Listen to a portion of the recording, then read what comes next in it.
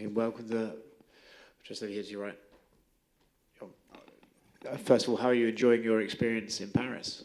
Man, I'm having a good time. Living my best life, you know what I mean? Eating my meal, a couple restaurants, and just enjoy myself, you know what I mean? And a lot of people here, when I landed in Paris, was showing me a lot of love from the airport to the hotel, out in the streets, man. So I'm getting a lot of embrace and warmth from here, so I'm enjoying myself. You're a little bit surprised by that, not only just that you're being recognized in another country, but the fact that you're being recognized and being, Embrace? Yeah.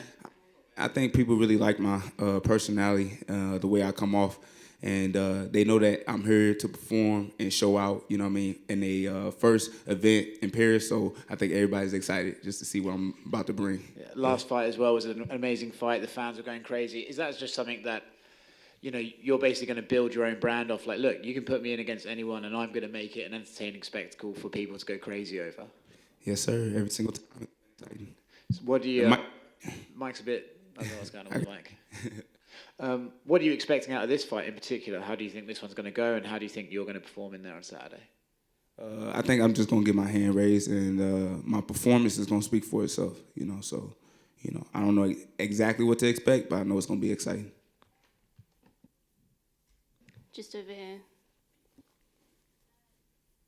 This is your first time fighting in Europe, right? So what kind of adjustments have you had to make in terms of the travel time? I haven't made much adjustments, to be honest with you. So my flight was a little later, around 6 o'clock. It's like a 7-hour difference where I'm from.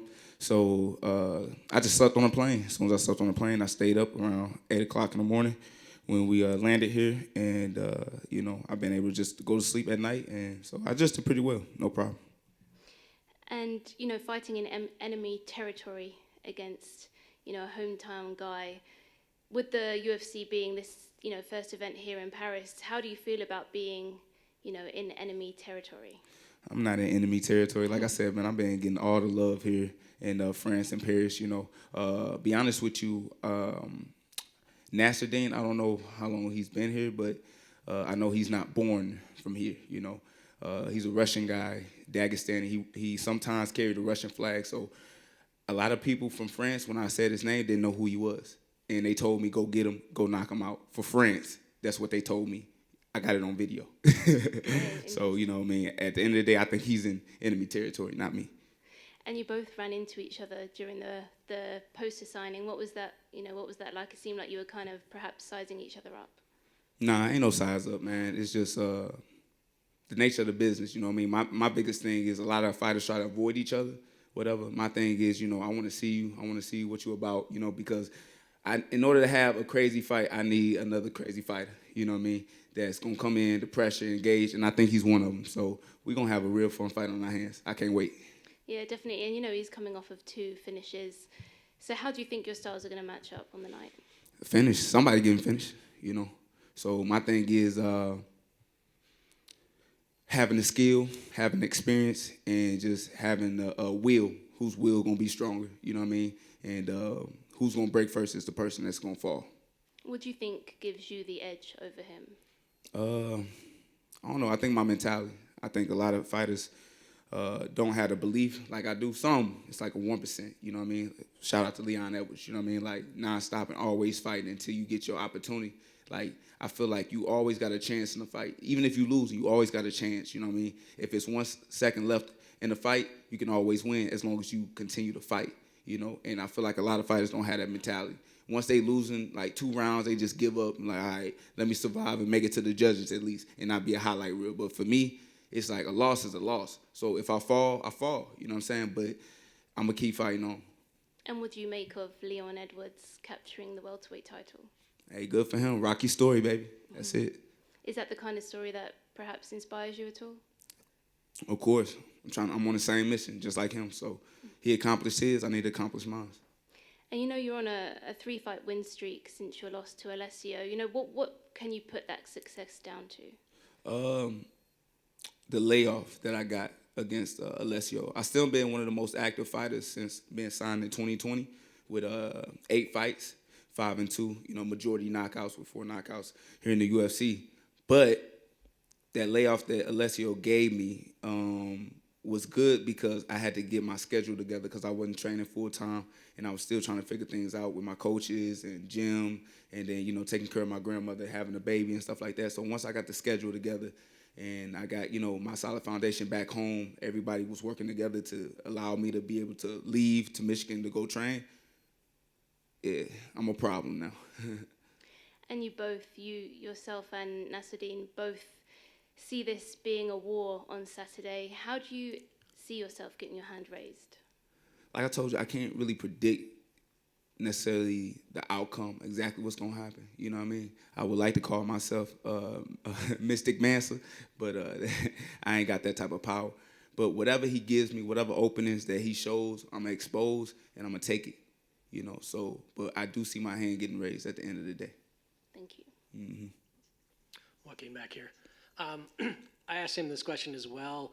There was a fair amount of chatter online about this being a prelim and not a main card. Yeah. You know, what were your thoughts on being on the prelims? Were you disappointed at all?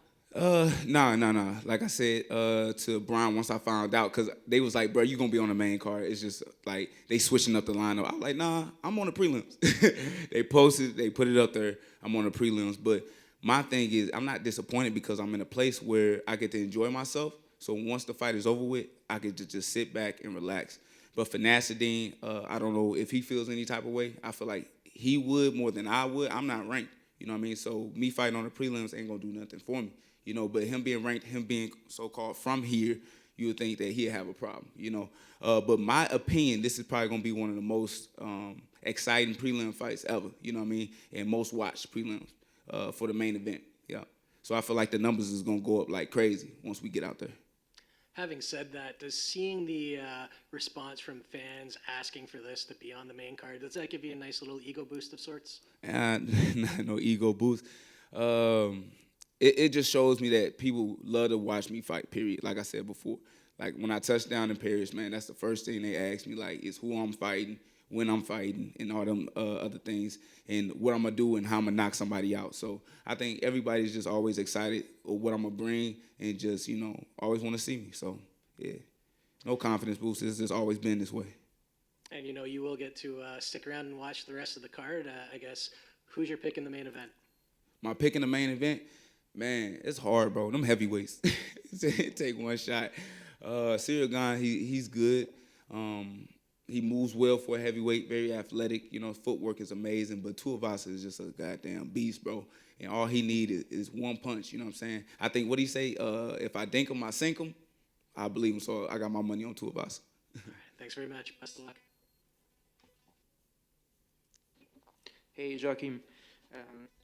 You mentioned Alessio Di Chirico before. Are you and him on good terms now, or is there still any... I'm sorry, who? Alessio Di Chirico. Oh, what about him? Are you on good terms with him? I don't know what you mean. Like, is there animosity? There's never been. There's never been any. Yeah. So I have no problems with Alessio. He's a fighter just like I am. You know, we all compete, you know, and without competition, we can't feed our family. So, you know, at the end of the day, he signed a contract, I signed a contract. He was the man that won that night. I was the man that lost. That just is what it is. You know what I'm saying? Thin line between winning and losing, you know. Are you going to push for a rematch with him? For what? A rematch. For what? That's what I'm asking. Why? I'm asking you, why? Perhaps, you know, due to the defeat. Because of the defeat? Yes, sir. Nah, that's not how it works. You know what I mean? We climb up, and if because he lost too, right? And the dude that I beat, he lost too. He got knocked out. So we just got to climb up the ladder, and if we meet in between, then that's cool. But I'm not going to just pick him out of everybody. For what? And your thoughts on the co-main event? Who the co-main again? Sorry? Who is the co-main again? I'm sorry. Robert Whittaker against Marvin Vettori. It doesn't matter. I don't think they're going to go anywhere. Whoever wins is going to be in the same spot, unfortunately. Thank you very much.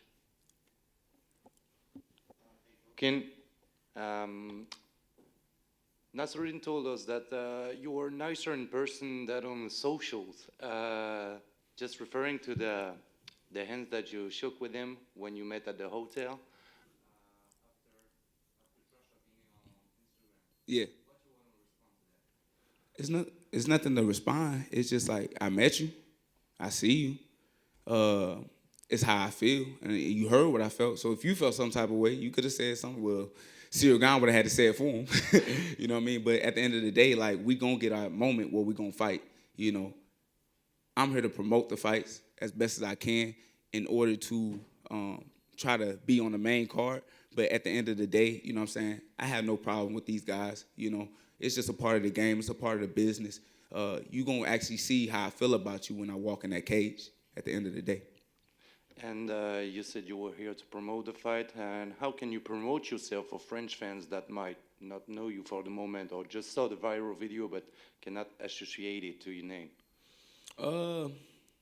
That's a good question, man. If they haven't already recognized me from that kick, I feel like the best way to promote myself to the France audience is the people that already know me, you know. So me connecting and me going outside of, I forgot where I was, but, you know, I was in the middle of, like, this strip, whatever, downtown. I wouldn't call it Paris, but, you know, I was downtown near the hotel, and I got a lot of embrace and I got a lot of love for people just migrating, just for me watching me hit pads, you know what I'm saying? And that alone will people talking because they know who I am, and then, like, it's gonna work on its own because organically people gonna talk about me in France, and that's how I promote myself. It's with the people that's from here. You understand what I'm saying? Yeah. Word of mouth and. Exactly. So that's gonna move faster than me posting something on the internet. Okay, thank you. Mm-hmm. Just another one from me, just over here. I remember you had a run-in a while ago with Darren Till and Hamzat Chimaev. Oh, that's old news. Is that, you know, obviously if you get the win on Saturday, is a fight?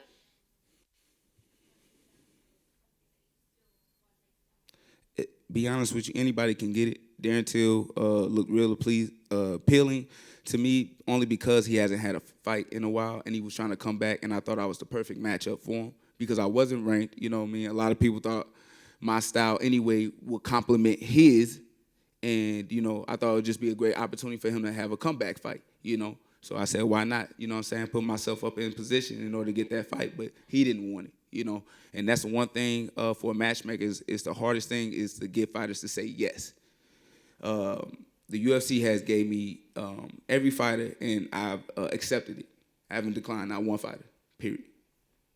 And I know you said that running was old news, but how do you see Hamzat Chimaev doing against Nate Diaz? I feel like Hamzat more likely is going to win that fight, but you can't count Diaz out, you know what I mean? Definitely if you can't knock him out, you know what I mean? He's going to continue to fight, continue to walk forward, and if it's a 5-rounder, which I believe it is, Hamzat, you know what I'm saying, he better try to get that fight done early.